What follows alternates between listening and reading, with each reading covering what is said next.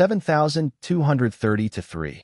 The DECIDE process consists of 6 elements to help provide a pilot a logical way of approaching aeronautical decision making. These elements are to A. Estimate, determine, choose, identify, detect, and evaluate.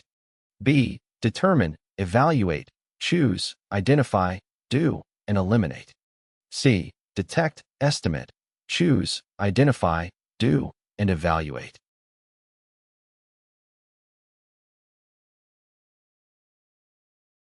The correct answer is C. The DECIDE process is a framework designed to assist pilots in making effective decisions in aeronautical contexts. It consists of 6 key elements that help guide pilots through the decision-making process. Detect. This initial step involves actively detecting and identifying potential issues or concerns that may require a decision. It requires pilots to stay vigilant and aware of their surroundings, monitoring for any signs of problems or changing conditions. Estimate. Once a potential issue is detected, pilots must estimate the available options and alternatives. This step involves assessing the various courses of action that could be taken in response to the identified issue. Choose. After estimating the available options, pilots must choose the most appropriate course of action. This decision-making step requires evaluating the pros and cons of each alternative and selecting the option that best addresses the situation while considering factors such as safety, efficiency, and regulatory compliance. Identify. Once a decision is made, pilots need to identify any necessary actions that must be taken to implement the chosen course of action. This may involve identifying specific tasks, procedures, or instructions that need to be followed to ensure the decision is effectively executed. Do. In this step, pilots execute the chosen course of action by carrying out the identified tasks and following the established procedures. It requires active engagement and implementation of the decision, ensuring that the necessary actions are taken promptly and effectively. Evaluate. After executing the decision, pilots must evaluate the outcome and effectiveness of their chosen course of action. This involves assessing whether the decision achieved the desired results, considering any unexpected consequences, and learning from the experience to improve future decision-making processes. By following the DECIDE process, pilots are able to approach aeronautical decision-making in a systematic and logical manner. This helps ensure that decisions are well-informed, taking into account relevant factors, and promoting safety in aviation operations. 7321. What is the way to teach students how to multitask while flying? A. Help students develop both types of multitasking abilities, including attention switching and simultaneous performance. B. Help students develop attention switching skills. C. Offer distractions while a student is learning a skill so they understand how to sequence the task.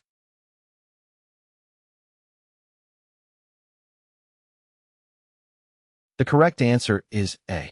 The way to teach students how to multitask while flying is by assisting them in developing both types of multitasking abilities, attention switching and simultaneous performance. Attention switching involves the ability to shift focus between different tasks or stimuli, while simultaneous performance refers to the capability to perform multiple tasks concurrently.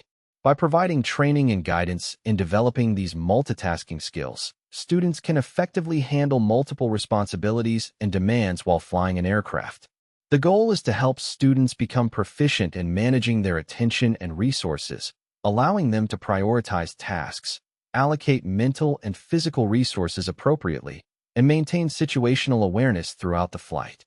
This comprehensive approach equips them with the necessary skills to handle complex flight scenarios and manage multiple tasks simultaneously, ensuring safe and efficient aviation operations. 7325. Human behavior? A. Rarely results in accidents unless deliberate actions are performed. B. Causes out of 4 accidents. C. Is well understood, so behavioral-induced accidents are exceedingly rare occurrences.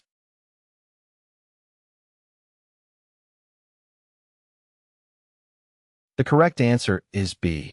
Human behavior plays a crucial role in aviation safety as it directly influences the actions and decisions made by pilots, air traffic controllers, maintenance personnel, and other aviation professionals.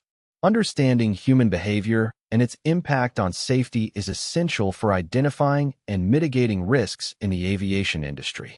Human factors, also known as the study of human behavior in the aviation context, encompass a wide range of factors that influence performance, decision making, and communication within the aviation system.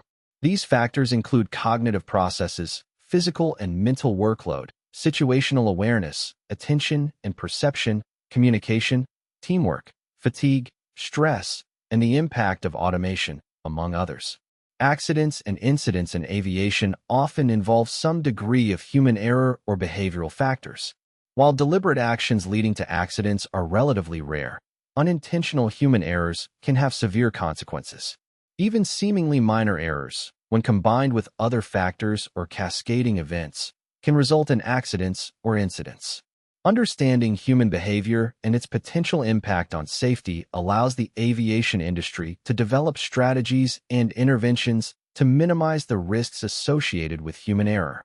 These strategies include training and education, providing comprehensive training programs that focus on human factors, situational awareness, decision-making, communication, and crew resource management. This helps enhance the skills and knowledge of aviation professionals, enabling them to make better-informed decisions and effectively manage their tasks and responsibilities. Standardized procedures. Implementing standardized operating procedures and checklists that promote consistency, reduce reliance on memory, and minimize the likelihood of errors or omissions. Designing for human factors. Developing aircraft, equipment, and cockpit designs that consider human capabilities, limitations, and ergonomics. This includes intuitive controls, clear and informative displays, and effective human-machine interfaces. Fatigue management. Establishing policies and regulations to address fatigue-related issues, such as duty time limitations, rest requirements, and implementing fatigue risk management systems. This helps reduce the likelihood of human error caused by fatigue. Communication and teamwork. Promoting effective communication, coordination, and teamwork among aviation professionals, including pilots, air traffic controllers, and maintenance personnel.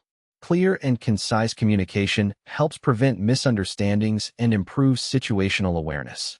By incorporating human factors principles into aviation operations, the industry can mitigate the risks associated with human error, enhance safety, and continually improve performance. Recognizing the impact of human behavior allows for the development of a safety culture that fosters a proactive and systemic approach to managing human factors, ultimately reducing the occurrence of accidents and incidents in aviation. 7142. Which statement is true regarding alcohol in the human system? A. Alcohol renders a pilot more susceptible to hypoxia.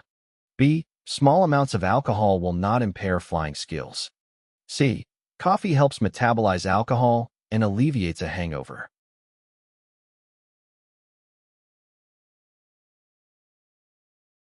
The correct answer is A.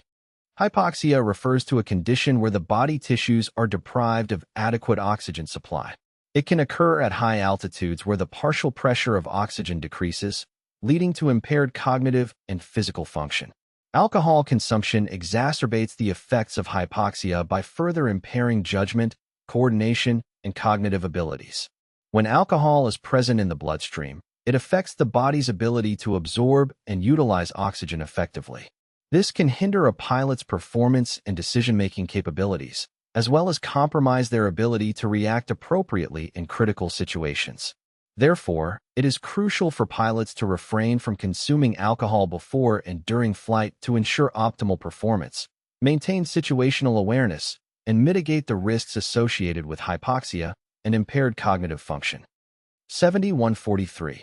If an individual has gone scuba diving, which has not required a controlled descent, and will be flying to cabin pressure altitudes of 8,000 feet or less, the recommended waiting time is at least A. 4 hours, B. 12 hours, C. 24 hours.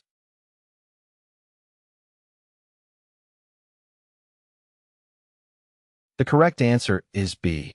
A waiting time of at least 12 hours is recommended for individuals who have gone scuba diving without a controlled descent and will be flying to cabin pressure altitudes of 8,000 feet or less. Scuba diving involves exposure to increased pressure underwater, which can result in the accumulation of nitrogen in the body's tissues. When ascending too quickly from a dive, this nitrogen can form bubbles in the bloodstream, leading to a condition known as decompression sickness or the bends. Symptoms can range from mild joint pain and skin rashes to more severe neurological and cardiovascular issues. To reduce the risk of decompression sickness during air travel after scuba diving, a waiting period is recommended. Waiting for at least 12 hours before flying to cabin pressure altitudes of 8,000 feet or less allows the body to eliminate the excess nitrogen and reduces the likelihood of experiencing decompression sickness. It is important to note that this waiting period may vary depending on the dive profile, depth, and individual factors. For more conservative dive profiles or deeper dives, a longer waiting time may be recommended. Consulting with a diving or aviation medical specialist is advised for personalized guidance based on specific circumstances.